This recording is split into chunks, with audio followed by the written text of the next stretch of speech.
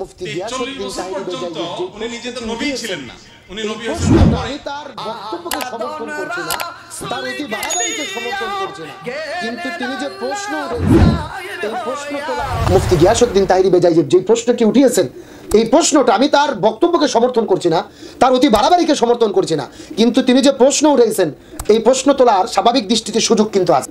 শাইখ আহমদুল্লাহ হুজুর চাইলে চলমান বিতর্কের সমাধান 5 সেকেন্ডে হতে পারে। কতটা মারাত্মক কথা আপনি বলেছেন যে আল্লাহর ধন রসুলকে দিয়ে আল্লাহ গেলেন গায়েব হয়ে, নাউজুবিল্লাহ। তার মানে আল্লাহর যত ধন ছিল, সম্পদ ছিল, পাওয়ার ছিল, রসুলকে দিয়ে গায়েব মানে আল্লাহ নাই হয়ে গেল। আমি প্রশ্ন করতে চাই, আপনি স্পষ্ট কুফরি করলেন, শিরিক করলেন, আপনি কি কোনো বক্তব্যে সরাসরি ক্ষমা চেয়েছেন? আজ পর্যন্ত এই বক্তব্যের জন্য আপনি দুঃখ প্রকাশ করেছেন? ইসলাম নিজে তার পাক জবানে জবাব দিয়েছেন, কুনতু নাবিয়ান ওয়া আদামা বাইনার রুহু ওয়াল জাসাদ। রাসূল করিম সাল্লাল্লাহু আলাইহি ওয়াসাল্লাম বলেন, হযরত আদম আলাইহিস সালামের দেহ ছিল এক জায়গায়, তার রূহ ছিল এক জায়গায়। যখন আদম আলাইহিস সালাম জীবন পায়নি, আদম নবী আদম হয় নাই, ঠিক তখন থেকে আমি নবী। সুবহানাল্লাহ। সাম্প্রতিক এক প্রশ্নের উত্তর দিতে গিয়ে শাইখ আহমদুল্লাহ হুজুর বলেছেন যে রাসূল করিম সাল্লাল্লাহু আলাইহি ওয়াসাল্লাম 40 বছর বয়সে নবুয়ত প্রাপ্ত হয়েছেন, 40 বছর বয়সের আগে তিনি নবী ছিলেন না। এই যে 40 বছর বয়সের আগে তিনি নবী ছিলেন না, এই কথাকে কেন্দ্র করে তুমুল আলোচনা সমালোচনা চলছেন। বিশেষ করে বাংলাদেশের একজন অন্যতম আলোচক মুফতি গিয়াসউদ্দিন তাহিরি, তিনি এই বিষয়টা সমালোচনা করতে গিয়ে ইতিমধ্যে শাইখ আহমদুল্লাহ হুজুরের ব্যাপারে তিনি অনেক বাড়াবাড়ি করে ফেলেছেন। তার এক বক্তব্যে তিনি বলেছেন যে শাইখ আহমদুল্লাহ হুজুরকে জুতো পিটা করা উচিত, সিরে জুতো দিয়ে মারা উচিত, সে শয়তান, সে কাজ্জাব, সে মিথ্যাবাদী, সে নবীজির দুশ্মন। এমনকি তিনি একবার 48 ঘন্টার আলটিমেটাম দিলেন, তার বিরুদ্ধে মামলা করবেন, এবং 12 ঘন্টার আলটিমেটাম তিনি আবারও দিয়েছেন যে অনলাইন বা অফলাইন কোনো জায়গায় আমার সঙ্গে বসে তার বক্তব্য সংশোধন করতে হবে, নতুবা তার ব্যাপারে জোরালো মামলা করা হবে। এই যে একজন আলোচকের আলোচনা নিয়ে ভুল ত্রুটি বিচ্যুতির সমালোচনা করতে গিয়ে একেবারে তার বিরুদ্ধে মামলার হুমকি দেওয়া, কোর্ট পর্যন্ত যাওয়া, মামলার প্রস্তুতি নেওয়া, এটা কি কোনো আলেমের কাজ হতে পারে? আচ্ছা, মামলার বিষয় পরে আসি। শাইখ আহমদুল্লাহ হুজুর বাংলাদেশের, বিশেষ করে আলোচনার জগতে আমাদের বাংলাদেশের একজন উজ্জ্বল নক্ষত্র, তিনি একজন ইসলামিক স্কলার, আমাদের জাতির একজন সম্পদ। তার আলোচনা, তিনি তো মানুষ, তিনি তো ফেরেশতা না, নবী রাসূল না। ত্রুটি বিচ্যুতি, ভুল ত্রুটি যদি হয়েও থাকে, তার সমালোচনা হতেই পারে।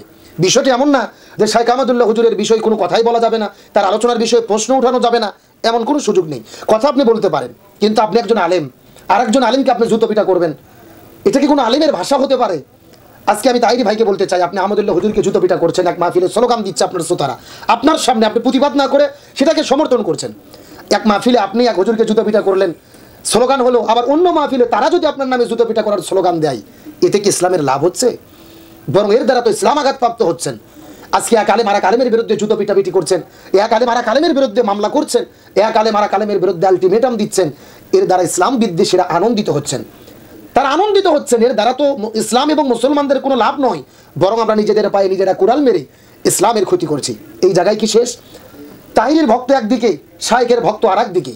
ফেসবুক, ইন্টারনেট, সোশ্যাল মিডিয়াতে যত ভিডিও আপলোড হচ্ছে, শাইখ আহমদুল্লাহ হুজুরের ভক্তরা তাহিরিকে তুলে ধুনো করছেন, যা তাই করে গালি দিচ্ছেন তার ভক্তদের। আবার তাহিরের ভক্তরা শাইখ আহমদুল্লাহ হুজুরের ভক্ত যারা রয়েছেন, শুভাকাঙ্ক্ষী যাদের রয়েছেন, তাদেরকে অশ্লীল ভাষায় গালাগালি করছেন। এই যে পুরো সোশ্যাল মিডিয়াতে তর্ক বিতর্ক, এক পরিমাণ যুদ্ধ চলছেন। এর ভক্ত ওদের গালি দিচ্ছেন, ওদের ভক্ত এদেরকে গালি দিচ্ছেন। এই যে অশ্লীল ভাষায় গালাগালির কারণে যে গুনাহগুলো হচ্ছে, আমরা কি সকলের এর ভাগিদার নয়? এই গুনার ভাগ কি আমরা সবাই পাবো না? আজকে কি হচ্ছে? আমি মুফতি গিয়াসউদ্দিন তাহিরি এবং শাইখ আহমদুল্লাহ হুজুরের উদ্দেশ্যে 2টি কথা বলতে চাই। প্রথম নম্বর, আমি বলতে চাই তাহিরিকে যে একজন আলোচক আলোচনা করেছেন, তার ব্যাপারে আলোচনা হোক। আপনি গিয়াসউদ্দিন তাহিরি, আপনার প্রতি হিংসা রেখে না, আমি আপনার বিরুদ্ধে বলার জন্য এখানে বসিনি, আবার শাইখ আহমদুল্লাহ হুজুরের পক্ষে দালালি করার জন্য বসি নাই। আমি আপনাদের বিবেকের কাছে একটা প্রশ্ন করতে চাই যে তাহিরি ভাই, আপনিও তো আলোচনা করতে গিয়ে অনেক জায়গায় দেখেছি আপনি নাচানাচি করেছেন জিকিরের নামে। শুধু এখানেই তো শেষ নয়, আপনি গত বছরে একটা গান বললেন যে আল্লাহর ধন রসুলে দিয়া আল্লাহ গেলেন গায়েব হইয়া, রসুলের ধন খাজাই পাইয়া শুইয়া আছেন আজমিরেতে, কেউ ফেরে না খালি হাতে খাজা বাবার দরবার থেকে। কতটা মারাত্মক কথা আপনি বলেছেন যে আল্লাহর ধন রসুলকে দিয়ে আল্লাহ গেলেন গায়েব হয়ে, নাউজুবিল্লাহ। তার মানে আল্লাহর যত ধন ছিল, সম্পদ ছিল, পাওয়ার ছিল, রসুলকে দিয়ে গায়েব মানে আল্লাহ নাই হয়ে গেল। আবার রসুলের যা ধন ছিল তা খাজাকে দিয়ে আমার রসুলে চলে গেলেন। সম্পূর্ণ কোরআন সুন্নাহ বিরোধী আপনি স্পষ্ট কুফরি করলেন, আল্লাহর ক্ষমতার সঙ্গে সাংঘর্ষিক কথা বললেন, রসুলের সঙ্গে সাংঘর্ষিক কথা বললেন। আমি প্রশ্ন করতে চাই, আপনি স্পষ্ট কুফরি করলেন, শিরিক করলেন, আপনি কি কোনো বক্তব্যে সরাসরি ক্ষমা চেয়েছেন? আজ পর্যন্ত এই বক্তব্যের জন্য কি আপনি দুঃখ প্রকাশ করেছেন? আজকে আপনি আলোচনা করতে গিয়ে কত শিরকি কথা বলেন, কত ভুলভ্রান্তি হয়ে যায়, নিজের অজান্তেও আমরা আলোচনা করতে যাই। আমি তো নিজে একজন ছোটোখাটো আলোচক, 2-2.5 ঘন্টা যখন আলোচনা করি 2-1 কথা মিস্টেক এদিক সেদিক হতেই পারে। সেই ভুলকে টেনে বের করে মামলা পর্যন্ত গড়াবে, আলটিমেটাম দেওয়া হবে, হুমকি দেওয়া হবে, এটা কোনো আলেমের স্বভাব হতে পারে না। আপনি নিজেকে যদি আলেম বলে দাবি করেন, এমন কাজ কোনো আলেম করতে পারে না। এই জন্য আমি বলবো যে না, এইগুলো বাড়াবাড়ি করতে গিয়ে আমরা ইসলামের ক্ষতি করছি। এখন আসেন, আমি সমাধানে একটি কথা বলতে চাই এখন শাইখ আহমদুল্লাহ হুজুরের ব্যাপারে। আপনি বাংলাদেশের একজন ইসলামিক স্কলার, আমার দেশের আপনি একজন সম্পদ। আমরা দেখেছি বাংলাদেশের বিভিন্ন ক্লান্তি লগ্নে আপনাকে মানুষের পাশে দাঁড়াতে, বন্যার্ত মানুষের পাশে আপনি দাঁড়িয়েছেন। আপনি করোনার মধ্যে মানুষের কাছে খাবার পৌঁছে দিয়েছেন, আপনি শীতের দিনে মানুষের কাছে পোশাক দিয়েছেন। বাংলাদেশের মানুষ আপনাকে দেশের জাতির সম্পদ মনে করে। কিন্তু আমার একটা প্রশ্ন, বাংলাদেশের আজকে যে কোনো সমসাময়িক ইস্যুতে আপনার কাছে প্রশ্ন যায়, আপনি তার উত্তর দেন, সমাধান করার চেষ্টা করেন। কিন্তু মুফতি গিয়াসউদ্দিন তাহিরি বেজাইজেব যে প্রশ্নটি উঠিয়েছেন, এই প্রশ্নটা আমি তার বক্তব্যকে সমর্থন করছি না, তার অতি বাড়াবাড়িকে সমর্থন করছি না, কিন্তু তিনি যে প্রশ্ন উঠেছেন এই প্রশ্ন তোলার স্বাভাবিক দৃষ্টিতে সুযোগ কিন্তু আছে। যেমন শাইখ আহমদুল্লাহ হুজুর নিজের ইচ্ছাই হোক বা তিনি ব্যাখ্যা দিতে গিয়ে মিস্টেক করেই হোক, যে কথাটি বলেছেন যে 40 বছর বয়সের আগে তিনি তো নবী ছিলেন না। এই যে তিনি তো নবী ছিলেন না, আপনি চাইলে 5 সেকেন্ডের সমাধান হয়ে যেতে পারে। শাইখ আহমদুল্লাহ হুজুর চাইলে চলমান বিতর্কের সমাধান 5 সেকেন্ডে হতে পারে। শাইখ আহমদুল্লাহ হাফিজাহুল্লাহ হুজুর শুধু যদি তিনি বলেন যে 40 বছর বয়সে তিনি নবী ছিলেন না, এর দ্বারা আমি বুঝিয়েছি 40 বছরের আগে রসুলের নবুয়ত প্রকাশ পায়নি, 40 বছর বয়সে রসুলের নবুয়ত প্রকাশ পেয়েছে, আমি নবুয়ত প্রকাশ পাওয়ার বিষয়টা এই কথার দ্বারা বুঝিয়েছি। 5 সেকেন্ডে এই কথা বললে তো চলমান বিতর্ক সমাধান হয়ে যায়, পুরো বাংলাদেশ শান্ত হয়। আজকে সোশ্যাল মিডিয়া তোলপার একটা বক্তব্যকে কেন্দ্র করে এখন হয়তো আপনি অনেকেই বলবেন যে শাইখ আহমদুল্লাহ হুজুর তার কথার জবাব দেয়নি, তিনি চুপ আছেন, হিকমত অবলম্বন করছেন। অবশ্যই হিকমত প্রয়োজন, হিকমত আমাদের অবলম্বন করতেই হবে। কিন্তু আমার একটা কথার কারণে যদি পুরো পরিবেশ শান্ত হয়ে যায়, তর্ক বিতর্কের অবসান হয়, আমি মনে করি এই জায়গায় বড় হিকমত হলো এই কথাটা বলা। এখন কথাটার বিষয় সঠিক সমাধান কি?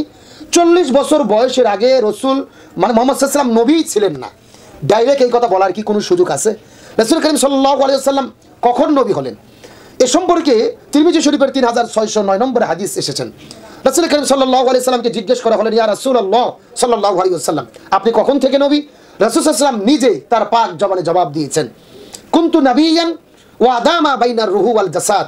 রাসূল করিম সাল্লাল্লাহু আলাইহি ওয়াসাল্লাম বলেন, হযরত আদম আলাইহিস সালামের দেহ ছিল এক জায়গায়, তার রূহ ছিল এক জায়গায়।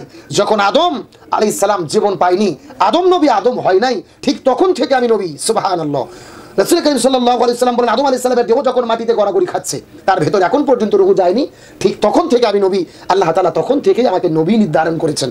তাহলে রাসূল করিম সাল্লাল্লাহু আলাইহি সাল্লামের হাদিস দ্বারা বোঝা যায় হযরত আদম আলাইহিস সালামের সৃষ্টির আগে থেকে আমার নবী, তিনি নবী আল্লাহর কাছ থেকে নির্ধারিত হয়েছেন। কিন্তু একটা কথা পরিষ্কার করতে চাই, নির্ধারিত হওয়া আর প্রকাশ পাওয়া কিন্তু এক জিনিস না। একটা হলেন মনোনয়ন পাওয়া, নির্ধারিত হওয়া, আর একটা হলেন প্রকাশ পাওয়া। আমরা পরীক্ষা দেই, পরীক্ষা দেওয়ার পরে পরীক্ষার খাতা যখন মূল্যায়ন স্যারেরা করেন, সঙ্গে সঙ্গে কিন্তু একটা ফলাফল আমার খাতায় লেখা হয়, কিন্তু রেজাল্ট হয় একটা নির্দিষ্ট দিনে, 15 দিন বা 1 মাস পরে সেটা ঘোষণা করা হয় যে আমি পরীক্ষায় কৃতকার্য হলাম নাকি ফেল হলাম। তার মানে বোঝা যাচ্ছে রেজাল্ট নির্ধারণ হয়েছে একদিন, ফলাফল প্রকাশিত হয়েছে একদিন। একই রকমভাবে রাসূল করিম সাল্লাল্লাহু আলাইহি ওয়াসাল্লাম নবী হিসেবে মনোনীত হয়েছেন আদম আলাইহিস সালামের সৃষ্টির আগে, কিন্তু রাসূলের নবুয়ত প্রকাশ পেয়েছেন 40 বছর বয়সে। এই ছোট্ট জিনিস যদি আমরা বুঝে আসি, এটা নিয়ে তর্ক বিতর্ক হইচই মারামারি করার কোনো কিছু নেই। রাসূল সাল্লাল্লাহু আলাইহি ওয়াসাল্লাম আদম আলাইহিস সালামের জন্মের আগে, পৃথিবী সৃষ্টির আগে আমার নবী, আল্লাহ তাআলা তাকে নবী হিসেবে মনোনয়ন করেছেন, কিন্তু 40 বছর বয়সে নবীটা প্রকাশ পেয়েছেন। সো দর্শক শ্রোতা, ভিডিওতে অবশ্যই লাইক কমেন্ট শেয়ার করতে ভুলবেন না। ভিডিওটা যদি ভালো লেগে থাকে অবশ্যই আমার চ্যানেলটি সাবস্ক্রাইব করবেন, পাশে থাকা বেল আইকনটি অল বাজিয়ে দিবেন যেন নতুন ভিডিও আপলোড করার সাথে সাথে সবার আগে আপনার কাছে নোটিফিকেশন যায়। আর যারা ফেসবুক পেজ থেকে ভিডিওটি দেখছেন অবশ্যই আমার ফেসবুক পেজটি ফলো করবেন, ভিডিওটা আপনার বন্ধু বান্ধবের কাছে শেয়ার করে দিবেন। দেখা হচ্ছে নতুন কোনো ভিডিওতে, সে পর্যন্ত সবাই ভালো থাকবেন, সুস্থ থাকবেন। আল্লাহ হাফেজ।